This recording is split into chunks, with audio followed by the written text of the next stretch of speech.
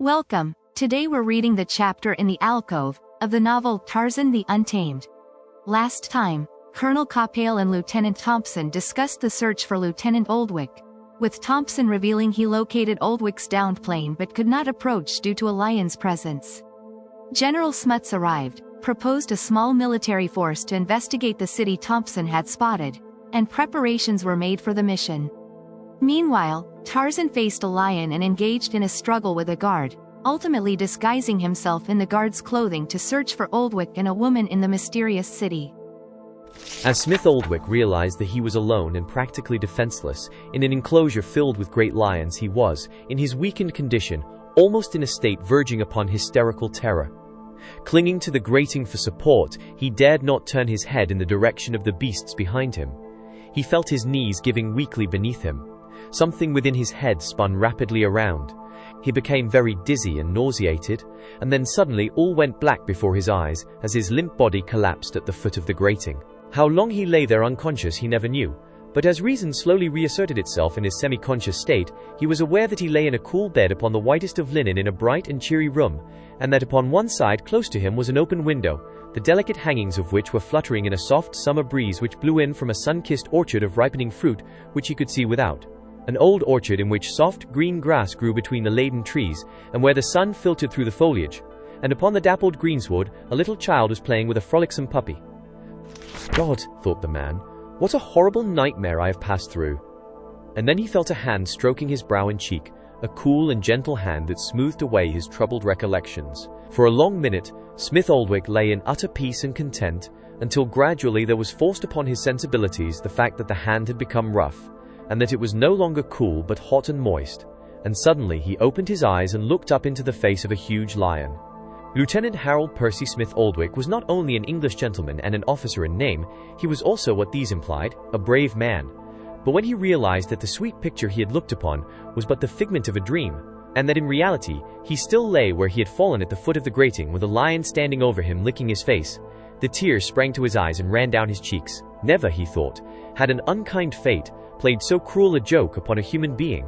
For some time he lay feigning death while the lion, having ceased to lick him, sniffed about his body. There are some things than which death is to be preferred, and there came at last to the Englishman the realization that it would be better to die swiftly than to lie in this horrible predicament until his mind broke beneath the strain and he went mad. And so, deliberately and without haste, he rose, clinging to the grating for support. At his first move the lion growled, but after that he paid no further attention to the man, and when at last Smith Oldwick had regained his feet, the lion moved indifferently away. Then it was that the man turned and looked about the enclosure. Sprawled beneath the shade of the trees and lying upon the long bench beside the south wall, the great beasts rested, with the exception of 2 or 3 who moved restlessly about. It was these that the man feared, and yet when 2 more of them had passed him by he began to feel reassured, recalling the fact that they were accustomed to the presence of man. And yet he dared not move from the grating. As the man examined his surroundings, he noted that the branches of one of the trees near the further wall spread close beneath an open window. If he could reach that tree and had strength to do so, he could easily climb out upon the branch and escape, at least, from the enclosure of the lions. But in order to reach the tree, he must pass the full length of the enclosure, and at the very bole of the tree itself, 2 lions lay sprawled out in slumber. For half an hour, the man stood gazing longingly at this seeming avenue of escape, and at last, with a muttered oath, he straightened up and throwing back his shoulders in a gesture of defiance, he walked slowly and deliberately down the center of the courtyard. One of the prowling lions turned from the side wall and moved toward the center directly in the man's path, but Smith Oldwick was committed to what he considered his one chance, for even temporary safety, and so he kept on, ignoring the presence of the beast. The lion slouched to his side and sniffed him, and then, growling, he bared his teeth. Smith Oldwick drew the pistol from his shirt. If he has made up his mind to kill me, he thought, I can't see that it will make any difference in the long run whether I infuriate him or not. The beggar can't kill me any deader in one mood than another. But with the man's movement in withdrawing the weapon from his shirt, the lion's attitude suddenly altered, and though he still growled, he turned and sprang away. And then at last the Englishman stood almost at the foot of the tree that was his goal, and between him and safety sprawled a sleeping lion. Above him was a limb that ordinarily he could have leaped for and reached with ease, but weak from his wounds and loss of blood, he doubted his ability to do so now. There was even a question as to whether he would be able to ascend the tree at all. There was just one chance. The lowest branch left the bole within easy reach of a man standing on the ground close to the tree's stem, but to reach a position where the branch would be accessible, he must step over the body of a lion. Taking a deep breath, he placed one foot between the sprawled legs of the beast, and gingerly raised the other to plant it upon the opposite side of the tawny body. What, he thought, if the beggar should happen to wake now? The suggestion sent a shudder through his frame, but he did not hesitate or withdraw his foot. Gingerly he planted it beyond the lion, threw his weight forward upon it, and cautiously brought his other foot to the side of the first.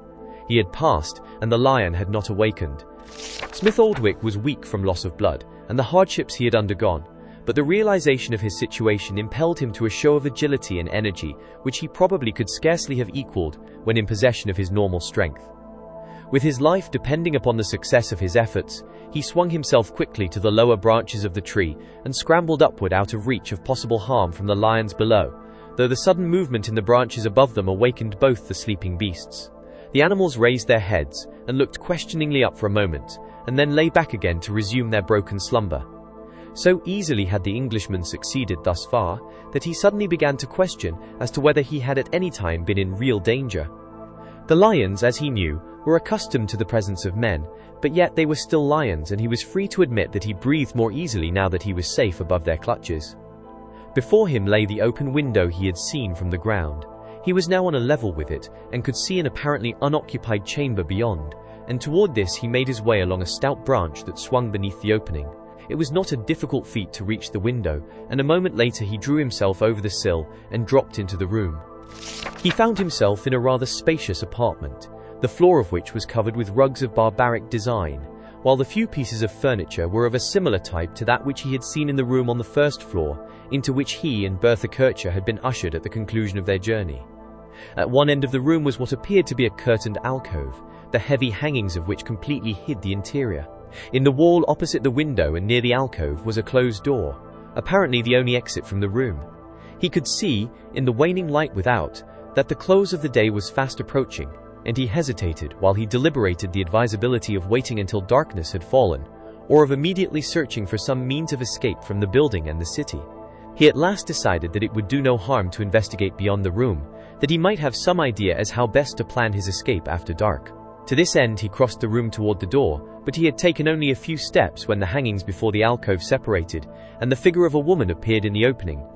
She was young and beautifully formed. The single drapery wound around her body from below her breasts left no detail of her symmetrical proportions unrevealed, but her face was the face of an imbecile. At sight of her, Smith Oldwick halted, momentarily expecting that his presence would elicit screams for help from her. On the contrary, she came toward him smiling, and when she was close, her slender, shapely fingers touched the sleeve of his torn blouse, as a curious child might handle a new toy, and still with the same smile she examined him from head to foot, taking in childish wonderment, every detail of his apparel. Presently she spoke to him in a soft, well-modulated voice, which contrasted sharply with her facial appearance. The voice and the girlish figure harmonized perfectly, and seemed to belong to each other, while the head and face were those of another creature. Smith Oldwick could understand no word of what she said, but nevertheless he spoke to her in his own cultured tone, the effect of which upon her was evidently most gratifying, for before he realized her intentions, or could prevent her, she had thrown both arms about his neck and was kissing him with the utmost abandon. The man tried to free himself from her rather surprising attentions, but she only clung more tightly to him, and suddenly, as he recalled that he had always heard that one must humor the mentally deficient, and at the same time seeing in her a possible agency of escape, he closed his eyes and returned her embraces. It was at this juncture that the door opened and a man entered. With the sound from the first movement of the latch, Smith Oldwick opened his eyes, but though he endeavored to disengage himself from the girl, he realized that the newcomer had seen their rather compromising position. The girl, whose back was toward the door, seemed at first not to realize that someone had entered, but when she did, she turned quickly, and as her eyes fell upon the man whose terrible face was now distorted with an expression of hideous rage, she turned, screaming, and fled toward the alcove. The Englishman, flushed and embarrassed, stood where she had left him. With the sudden realization of the futility of attempting an explanation, came that of the menacing appearance of the man, whom he now recognized as the official who had received them in the room below. The fellow's face, livid with insane rage and possibly jealousy, was twitching violently, accentuating the maniacal expression that it habitually wore. For a moment he seemed paralyzed by anger, and then, with a loud shriek that rose into an uncanny wail, he drew his curved saber and sprang toward the Englishman. To Smith Oldwick, there seemed no possible hope of escaping the keen-edged weapon in the hands of the infuriated man, and though he felt assured that it would draw down upon him an equally sudden and possibly more terrible death, he did the only thing that remained for him to do, drew his pistol and fired straight for the heart of the oncoming man. Without even so much as a groan, the fellow lunged forward upon the floor at Smith Oldwick's feet, killed instantly with a bullet through the heart. For several seconds the silence of the tomb reigned in the apartment. The Englishman, standing over the prostrate figure of the dead man, watched the door with drawn weapon, expecting momentarily to hear the rush of feet of those whom he was sure would immediately investigate the report of the pistol. But no sounds came from below to indicate that anyone there had heard the explosion, and presently the man's attention was distracted from the door to the alcove, between the hangings of which the face of the girl appeared. The eyes were widely dilated, and the lower jaw dropped in an expression of surprise and awe. The girl's gaze was riveted upon the figure upon the floor, and presently she crept stealthily into the room and tiptoed toward the corpse. She appeared as though constantly poised for flight, and when she had come to within 2 or 3 feet of the body she stopped and, looking up at Smith Oldwick, voiced some interrogation which he could not of course understand. Then she came close to the side of the dead man, and kneeling upon the floor, felt gingerly of the body. Presently she shook the corpse by the shoulder, and then with a show of strength which her tenderly girlish form belied, she turned the body over on its back. If she had been in doubt before, one glance at the hideous features set in death must have convinced her that life was extinct, and with the realization there broke from her lips peal after peal of mad, maniacal laughter, as with her little hands she beat upon the upturned face and breast of the dead man. It was a gruesome sight from which the Englishman involuntarily drew back, a gruesome, disgusting sight such as, he realized, might never be witnessed outside a madhouse or this frightful city. In the midst of her frenzied rejoicing at the death of the man, and Smith Oldwick could attribute her actions to no other cause, she suddenly desisted from her futile attacks upon the insensate flesh, and, leaping to her feet, ran quickly to the door, where she shot a wooden bolt into its socket, thus securing them from interference from without. Then she returned to the center of the room and spoke rapidly to the Englishman, gesturing occasionally toward the body of the slain man. When he could not understand, she presently became provoked, and in a sudden hysteria of madness, she rushed forward as though to strike the Englishman. Smith Oldwick dropped back a few steps and leveled his pistol upon her. Mad though she must have been, she evidently was not so mad but what she had connected the loud report, the diminutive weapon, and the sudden death of the man in whose house she dwelt, for she instantly desisted, and quite as suddenly as it had come upon her, her homicidal mood departed. Again the vacuous, imbecile smile took possession of her features, and her voice, dropping its harshness, resumed the soft, well-modulated tones with which she had first addressed him. Now she attempted by signs to indicate her wishes, and motioning Smith Oldwick to follow her, she went to the hangings and opening them disclosed the alcove.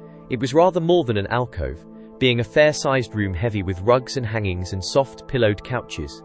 Turning at the entrance, she pointed to the corpse upon the floor of the outer room, and then crossing the alcove she raised some draperies which covered a couch and fell to the floor upon all sides, disclosing an opening beneath the furniture. To this opening she pointed and then again to the corpse, indicating plainly to the Englishman that it was her desire that the body be hidden here. But if he had been in doubt, she essayed to dispel it by grasping his sleeve and urging him in the direction of the body, which the two of them then lifted and half carried and half dragged into the alcove. At first they encountered some difficulty when they endeavored to force the body of the man into the small space she had selected for it, but eventually they succeeded in doing so. Smith Oldwick was again impressed by the fiendish brutality of the girl. In the center of the room lay a blood-stained rug, which the girl quickly gathered up and draped over a piece of furniture in such a way that the stain was hidden. By rearranging the other rugs, and by bringing one from the alcove, she restored the room to order so no outward indication of the tragedy so recently enacted there was apparent. These things attended to, and the hangings draped once more about the couch that they might hide the gruesome thing beneath, the girl once more threw her arms about the Englishman's neck and dragged him toward the soft and luxurious pillows above the dead man. Acutely conscious of the horror of his position, filled with loathing, disgust, and an outraged sense of decency, Smith Oldwick was also acutely alive to the demands of self-preservation. He felt that he was warranted in buying his life at almost any price, but there was a point at which his finer nature rebelled. It was at this juncture that a loud knock sounded upon the door of the outer room. Springing from the couch, the girl seized the man by the arm and dragged him after her to the wall close by the head of the couch. Here she drew back one of the hangings, revealing a little niche behind, into which she shoved the Englishman and dropped the hangings before him, effectually hiding him from observation from the rooms beyond. He heard her cross the alcove to the door of the outer room, and heard the bolt withdrawn, followed by the voice of a man mingled with that of the girl. The tones of both seemed rational, so that he might have been listening to an ordinary conversation in some foreign tongue. Yet with the gruesome experiences of the day behind him, he could not but momentarily expect some insane outbreak from beyond the hangings. He was aware from the sounds that the two had entered the alcove, and, prompted by a desire to know what manner of man he might next have to contend with, he slightly parted the heavy folds that hid the two from his view, and looking out saw them sitting on the couch with their arms about each other, the girl with the same expressionless smile upon her face that she had vouchsafed him. He found he could so arrange the hangings that a very narrow slit between two of them permitted him to watch the actions of those in the alcove without revealing himself or increasing his liability of detection. He saw the girl lavishing her kisses upon the newcomer, a much younger man than he whom Smith Oldwick had dispatched. Presently, the girl disengaged herself from the embrace of her lover, as though struck by a sudden memory. Her brows puckered, as in labored thought, and then, with a startled expression, she threw a glance backward toward the hidden niche where the Englishman stood, after which she whispered rapidly to her companion, occasionally jerking her head in the direction of the niche, and on several occasions making a move with one hand and forefinger, which Smith Oldwick could not mistake as other than an attempt to describe his pistol and its use. It was evident then to him that she was betraying him, and without further loss of time he turned his back toward the hangings and commenced a rapid examination of his hiding place. In the alcove the man and the girl whispered, and then cautiously, and with great stealth, the man rose and drew his curved saber. On tiptoe he approached the hangings, the girl creeping at his side. Neither spoke now, nor was there any sound in the room as the girl sprang forward, and with outstretched arm and pointing finger indicated a point upon the curtain at the height of a man's breast. Then she stepped to one side, and her companion, raising his blade to a horizontal position, lunged suddenly forward, and with the full weight of his body and his right arm, drove the sharp point through the hangings and into the niche behind for its full length. Bertha Kircher, finding her struggles futile and realizing that she must conserve her strength for some chance opportunity of escape, desisted from her efforts to break from the grasp of Prince Metak as the fellow fled with her through the dimly lighted corridors of the palace. Through many chambers the prince fled, bearing his prize. It was evident to the girl that, though her captor was the king's son, he was not above capture and punishment for his deeds, as otherwise he would not have shown such evident anxiety to escape with her, as well as from the results of his act. From the fact that he was constantly turning affrighted eyes behind them, and glancing suspiciously into every nook and corner that they passed, she guessed that the prince's punishment might be both speedy and terrible were he caught. She knew from their route that they must have doubled back several times, although she had quite lost all sense of direction. But she did not know that the prince was as equally confused as she, and that really he was running in an aimless, erratic manner, hoping that he might stumble eventually upon a place of refuge. Nor is it to be wondered at that this offspring of maniacs should have difficulty in orienting himself in the winding mazes of a palace designed by maniacs for a maniac king. Now a corridor turned gradually and almost imperceptibly in a new direction. Again one doubled back upon and crossed itself. Here the floor rose gradually to the level of another story, or again there might be a spiral stairway down which the mad prince rushed dizzily with his burden. Upon what floor they were, or in what part of the palace, even Metak had no idea, until halting abruptly at a closed door, he pushed it open to step into a brilliantly lighted chamber filled with warriors, at one end of which sat the king upon a great throne. Beside this, to the girl's surprise, she saw another throne where was seated a huge lioness, recalling to her the words of Zanila which at the time had made no impression on her. But he had many other queens, nor were they all human. At sight of Metak and the girl, the king rose from his throne and started across the chamber, all semblance of royalty vanishing in the maniac's uncontrollable passion. And as he came, he shrieked orders and commands at the top of his voice. No sooner had Metak so unwarily opened the door to this hornet's nest than he immediately withdrew and, turning, fled again in a new direction. But now 100 men were close upon his heels, laughing, shrieking, and possibly cursing. He dodged hither and thither, distancing them for several minutes until, at the bottom of a long runway that inclined steeply downward from a higher level, he burst into a subterranean apartment lighted by many flares. In the center of the room was a pool of considerable size, the level of the water being but a few inches below the floor. Those behind the fleeing prince and his captive entered the chamber in time to see Metak leap into the water with the girl and disappear beneath the surface, taking his captive with him, nor, though they waited excitedly around the rim of the pool, did either of the two again emerge. When Smith Oldwick turned to investigate his hiding place, his hands, groping upon the rear wall, immediately came in contact with the wooden panels of a door and a bolt, such as that which secured the door of the outer room. Cautiously and silently drawing the wooden bar, he pushed gently against the panel, to find that the door swung easily and noiselessly outward into utter darkness. Moving carefully and feeling forward for each step, he passed out of the niche, closing the door behind him. Feeling about, he discovered that he was in a narrow corridor which he followed cautiously for a few yards to be brought up suddenly by what appeared to be a ladder across the passageway. He felt of the obstruction carefully with his hands until he was assured that it was indeed a ladder and that a solid wall was just beyond it, ending the corridor. Therefore, as he could not go forward and as the ladder ended at the floor upon which he stood, and as he did not care to retrace his steps, there was no alternative but to climb upward, and this he did, his pistol ready in a side pocket of his blouse. He had ascended but 2 or 3 rungs when his head came suddenly and painfully in contact with a hard surface above him. Groping about with one hand over his head, he discovered that the obstacle seemed to be the covering to a trap door in the ceiling which, with a little effort, he succeeded in raising a couple of inches, revealing through the cracks the stars of a clear African night. With a sigh of relief, but with unabated caution, he gently slid the trap door to one side far enough to permit him to raise his eyes above the level of the roof. A quick glance assured him that there was none near enough to observe his movements, nor in fact, as far as he could see, was anyone in sight. Drawing himself quickly through the aperture, he replaced the cover and endeavored to regain his bearings. Directly to the south of him, the low roof he stood upon adjoined a much loftier portion of the building, which rose several stories above his head. A few yards to the west he could see the flickering light of the flares of a winding street, and toward this he made his way. From the edge of the roof he looked down upon the nightlife of the mad city. He saw men and women and children and lions, and of all that he saw, it was quite evident to him that only the lions were sane.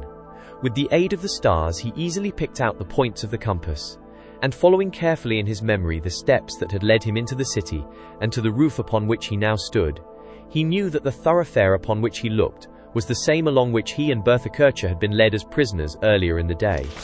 If he could reach this, he might be able to pass undetected in the shadows of the arcade to the city gate. He had already given up as futile the thought of seeking out the girl and attempting to succor her, for he knew that alone, and with the few remaining rounds of ammunition he possessed, he could do nothing against this city full of armed men. That he could live to cross the lion-infested forest beyond the city was doubtful, and having by some miracle won to the desert beyond, his fate would be certainly sealed. But yet he was consumed with but one desire, to leave behind him as far as possible this horrid city of maniacs. He saw that the roofs rose to the same level as that upon which he stood, unbroken to the north, to the next street intersection. Directly below him was a flare. To reach the pavement in safety, it was necessary that he find as dark a portion of the avenue as possible, and so he sought along the edge of the roofs for a place where he might descend in comparative concealment. He had proceeded some little way beyond a point where the street curved abruptly to the east before he discovered a location sufficiently to his liking. But even here he was compelled to wait a considerable time for a satisfactory moment for his descent, which he had decided to make down one of the pillars of the arcade. Each time he prepared to lower himself over the edge of the roofs, footsteps approaching in one direction or another deterred him, until at last he had almost come to the conclusion that he would have to wait for the entire city to sleep before continuing his flight. But finally came a moment which he felt propitious, and though with inward qualms, it was with outward calm that he commenced the descent to the street below. When at last he stood beneath the arcade, he was congratulating himself upon the success that had attended his efforts up to this point when, at a slight sound behind him, he turned to see a tall figure in the yellow tunic of a warrior confronting him. Did you enjoy today's chapter of Tarzan the Untamed? Why not subscribe and ring the bell?